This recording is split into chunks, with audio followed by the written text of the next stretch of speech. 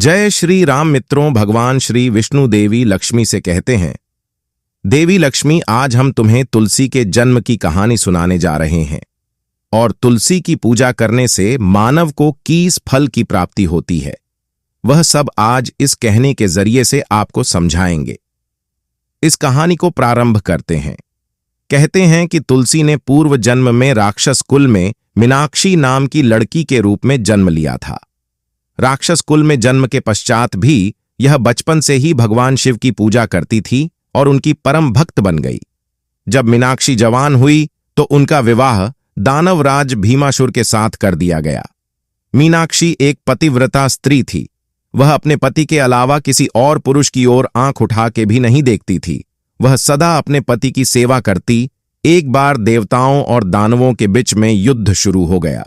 इस युद्ध में भीमासुर भाग लेने के लिए जाने लगा तो मीनाक्षी ने कहा, हे स्वामी, आप जब तक युद्ध में रहेंगे मैं आपकी जीत के लिए पूजा करूंगी और जब तक आपकी जीत नहीं हो जाएगी मैं पूजा अनुष्ठान करता रहूंगी। मैं आपसे यह संकल्प लेती हूं और यह संकल्प कभी नहीं छोड़ूंगी। फिर भीमासुर ने मीनाक्षी को गले से लगाया और फिर युद्ध के लिए घर से निकल पड़ा और मीनाक्षी पूजा का संकल्प लेकर पूजा करने के लिए बैठ गई। मीनाक्षी के पूजा पाठ के प्रभाव के कारण भीमासुर को कोई पराजित नहीं कर सके। जब सारे देवता हारने लगे तो उन्हें भय लगने लगा, तो वे इंद्रदेव साहित्य सभी देवता भगवान शिव के पास मदद के लिए पहुंच गए। इंद्रदेव बोले, प्रभु मदद कीजिए, दानवराज भीमासुर से रक्षा कीजिए। तभी भगवान शिव मुस्कुराकर बोले, हे देवराज इंद्र, तुम भीमासुर को पराजित इसलिए नहीं कर पाए क्योंकि घर पर मीनाक्षी पूजा अनुष्ठान कर रही है। फिर भगवान बोले, मीनाक्षी मेरी परम भक्त है, मैं उससे छल भी नहीं कर सकता। इस बात को सुनने के बाद सभी देवता एक साथ बोले कि हे प्रभु, कोई दूसरा उपाय हो तो बताएं, लेकिन हमारी मदद जरूर करें। इतना सुनने के बाद भगवान शिव ने भीमासुर का रूप धरा और मीनाक्षी के पास महल में पहुंच गए। मीनाक्षी ने जैसे ही अपने पति को देखा तो तुरंत पूजा में से उठ गई और उनके चरणों को छू लिया। इधर जैसे ही मीनाक्षी का संकल्प टूटा, उधर युद्ध में देवताओं ने दानवराज भीमासुर को मार दिया और उसका सिर काटकर धड़ से अलग कर दिया।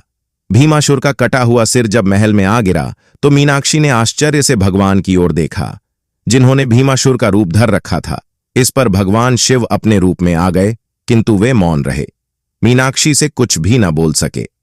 यह सब देखने के मीनाक्षी ने क्रोधित होकर भगवान शिव को श्राप दे दिया कि वे पत्थर के हो जाएं। देते ही भगवान तुरंत पत्थर के हो गए। यह खबर सुनते ही सभी देवताओं में हाहाकार मच गया।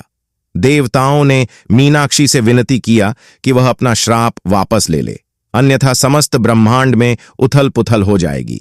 मीनाक्षी ने देवताओं के विनती करने पर अपना श्राप वापस ले लिया। इसके बाद मीनाक्षी अपने पति का कट हुआ सिर लेकर सती हो गई। उसके बाद उनकी राख से एक पौधा निकला। तब भगवान शिव जी ने उस पौधे का नाम तुलसी रखा और कहा कि मैं इस पत्थर रूप में भी रहूंगा, जिसे शालिग्राम के नाम से इस तुलसी के पौधे के साथ ही पूजा जाएगा। इतना ही भगवान शिव ने कहा, किसी भी शुभ कार्य में बिना तुलसी जी के भोग के पहले कुछ भी मैं स्वीकार नहीं करूंगा। तभी से ही तुलसी जी की पूजा होने लगी। उसके बाद कार्तिक मास में तुलसी जी का विवाह शालिग्राम जी के साथ किया जाता है और देव उठाव एकादशी के दिन को तुलसी जी के विवाह के रूप में मनाया जाता है। उसी दिन से माता तुलसी जी की पूजा की जाती है। तुलसी के पौधे में सभी तीर्थ, सभी देवी देवता, स्वयं भगवान शिव और सभी वेद स्थित होते हैं। माता तुल का प्रतिदिन दर्शन करने मात्र से ही मनुष्य के सभी पापों का नाश हो जाता है तथा पूजन करने से मनुष्य को मोक्ष की प्राप्ति होती है। और जब मनुष्य की मृत्यु होती है तो उसके श्राद्ध कर्म में तुलसी जी का अत्यंत महत्व है। माता तुलसी के पत्र से पूजा करने से व्रत, यज्ञ, जप, हवन करने का पुण्य प्राप्त होता है। हिंदू धर्म में तुलसी के पौधे का महत्व सबसे अधिक है। इस अलौकिक ब्रह्मांड में सबसे पहले तुलसी जी की पूजा पार्वतीपति शिव जी ने की थी। तुलसी के उपाय पवित्र तुलसी को प्रतिदिन सोमवार के दिन को छोड़कर, क्योंकि सोमवार के दिन जगत के पालनहार भगवान शिव के लिए तुलसी जी निर्जला व्रत रखती हैं, इसलिए सोमवार के दिन तुलसी में जल देने से उनका व्रत खंडित हो जाता है। इसी कारण सोमवार को तुलसी के पेड़ में जल नहीं देना चाहिए। तुलसी पर जल अर्पित करते समय तुम्हें यह मंत्र कहना है। मंत्र है ओम सुभद्रा नम मंत्र का 11 या 21 बार जाप करें। ऐसा करने से माता तुलसी प्रसन्न होकर सभी पापों से मुक्ति देती है। भगवान श्री विष्णु कहते हैं, हे देवी लक्ष्मी, इस प्रकार से तुलसी को प्रतिदिन सोमवार के दिन को छोड़कर जल अर्पित करने मात्र से मनुष्य अपने किए हुए पापों से मुक्ति पा लेता है।